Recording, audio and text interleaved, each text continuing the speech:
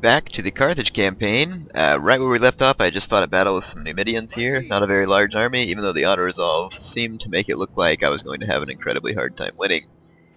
I only suffered 24 casualties. So, you can tell that that was not all it was cracked up to be.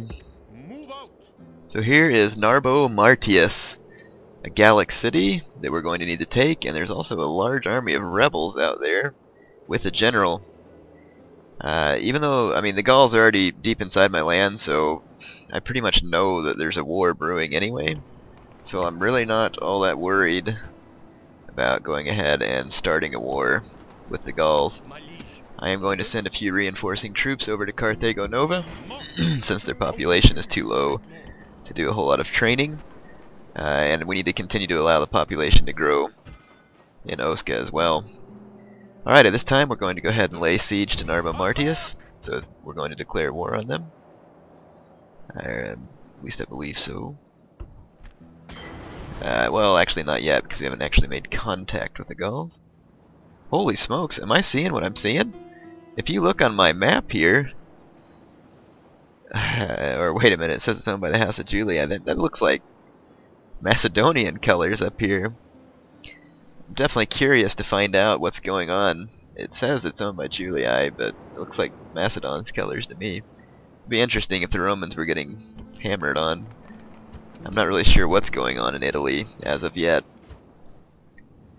I guess I could go ahead and invade, but you know, you gotta take the right kind of army. You gotta go in style, take some sacred band. You know, you can't just do a halfway job. When you're gonna invade Italy as Carthage, you gotta do it right.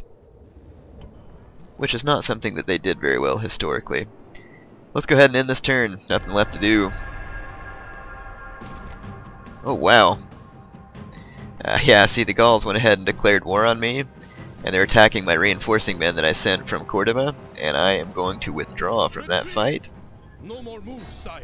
And the Gauls are going to push the attack. And there's no way I can win that even if I fight it, so I'm just going to auto-resolve. Whatever. Good for you. And then I'm going to get attacked by a large army of Gauls up here by Narbo Martius. And they do have some generals' bodyguards units, which are going to be very dangerous. But other than that, they don't really have a significant force of men, so I'm going to go ahead and fight this, and I will show it to you. Okay, well I actually decided not to show that battle, because it turned out to be quite embarrassing. You can laugh at me for getting beat by the AI if you want, but just to let you know what happened, in the opening part of the battle, one of the Gallic general bodyguards that was there charged headlong into a unit of my Iberian infantry, which of course aren't that good at fighting cavalry. However, the Gallic general killed 50 Iberian infantry upon impact. So immediately following the charge, my unit routed, having lost 50 men in the charge. Now I don't care what kind of charge bonus they have, that is utterly, completely ridiculous. So I guess that's why the auto-resolve was not shown in my favor, and it's because the computer completely intended to not allow me to win that battle. This is the battle for Tingi. I'm actually going to withdraw from that battle and just leave the city besieged. I don't feel like wasting any more men there, and I'll just kind of wait the Numidians out.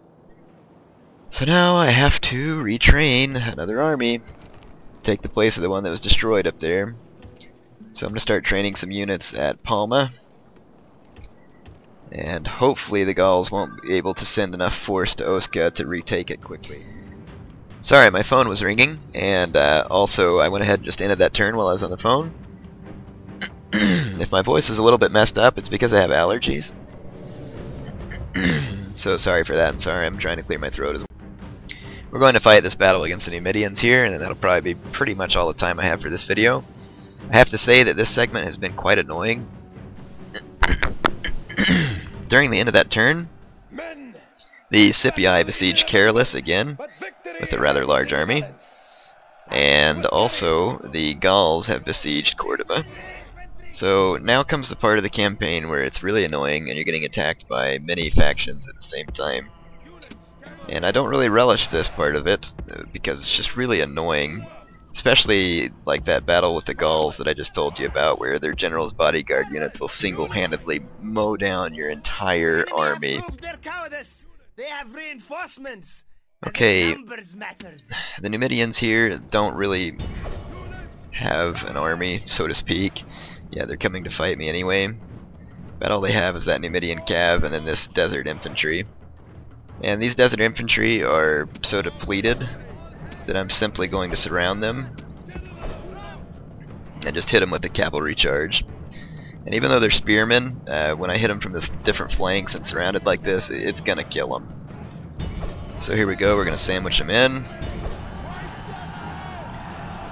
And that's the end of them. Alright, one unit down. Let's hit the old fast forward button here because there's no sense in watching this absolute pointlessness. They've got their Numidian cav on skirmish. I'm just gonna let my cav chase them because I don't really need my cavalry right now, and hopefully they'll catch him eventually. There they did. God smile upon you today. The enemy general has been killed and his men lose hard. Now I'm gonna run my cavalry back into the fight. Now this is actually a general's bodyguard, so I better really get my cavalry back here fairly quickly, because we don't want to have another experience where a general's bodyguard unit instantly murders about, 300 or 400 Iberians, which I'm sure the computer would gladly allow. So I'm going to charge this desert infantry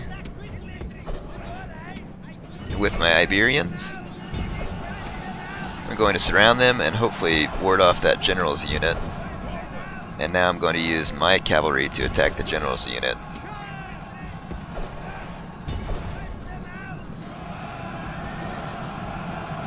And there the Numidian general is deciding to go after my Iberians, which is a smart move. He must have been in contact with the Gallic general about how effective that is.